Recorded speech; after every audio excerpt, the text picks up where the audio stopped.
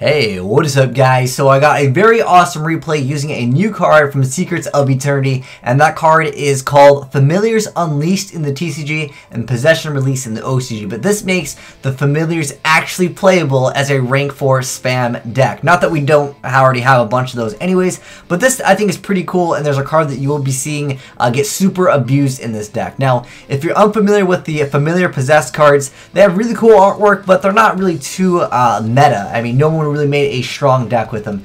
They have a special summon condition by sending a face-up like a lower evolution of the card plus another like dark, or this one would require like a water. And then they all basically inflict piercing damage, which is like not that great. They're 18 and 50, but they become pretty good with the new support, Possession Release, or as their TCG name is calling it, Familiars Unleashed. So let me go ahead and read this card for you guys real quick, and then I'll show you guys the replay, and you'll see how much you can abuse this card. Now, it's not only going to be used in just Familiars, but I've spoken enough. You guys just want to see how it works, I know. Anyway, so it's a continuous trap card that says, all Charmer monsters you control cannot be destroyed by battle. If a Familiar Possessed monster attacks an opponent's monster, it gains 800 attack during damage calculation only. If a monster or monsters you control is destroyed by battle or by card effect, you can spell summon from your deck in attack position or face down defense position one spellcaster type monster with 1500 defense that has a different attribute than that destroyed monster's original attribute. You can only use this effect of Possession Release once per turn. So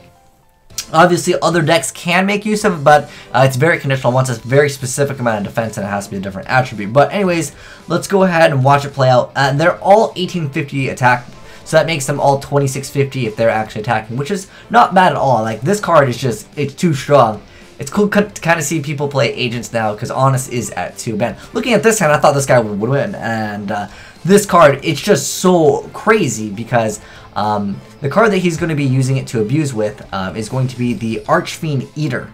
So this card, oh hold on, let's go back to Archfiend Eater once he sends it to the grave. So the way he got out Archfiend Eater was that if you control a spellcaster type monster, you can just go ahead and special summon it. But during your opponent's end phase, if this card is in your graveyard, you target one face-up monster you control, destroy it, and if you do, special summon this card. So you can kind of see where it's going with this. So basically, all you really need to do is Mathematician this card to the graveyard, which this guy is playing multiple copies of. And then every turn, you just destroy your own monster, then get another free Spirit Charmer out. And the Spirit Charmer is going to be 2650 attack. So that's nothing to laugh at all. And like Diamond Direwolf popping the Archfiend Eater, and of course, every turn you could get back Archfiend Eater. So you can go through a lot of monsters in this deck, and I was like, well, maybe you can throw in Cephalon, and you can do some more crazy stuff with it. But the player over here, I think he kind of done goofed over here. He special summoned 2 Shine Balls in attack position, and you know, you've only got 1 Honest here, but nonetheless, he could not make a gotcha because, you know, this would just destroy, you know, whatever was there. So he didn't really have an option there, so he's going to go ahead and Chain Compulse, getting rid of Ragnazero, but it's not going to really matter at this point because the number 82 Heartland Draco is going to go ahead and be able to attack directly because he kept on paying a bunch of life points with the effect of Venus. But that is the new way to play Spirit Charmers, guys. I think it's kind of interesting. Now, again, it's not only limited to Spirit Charmers, but I think that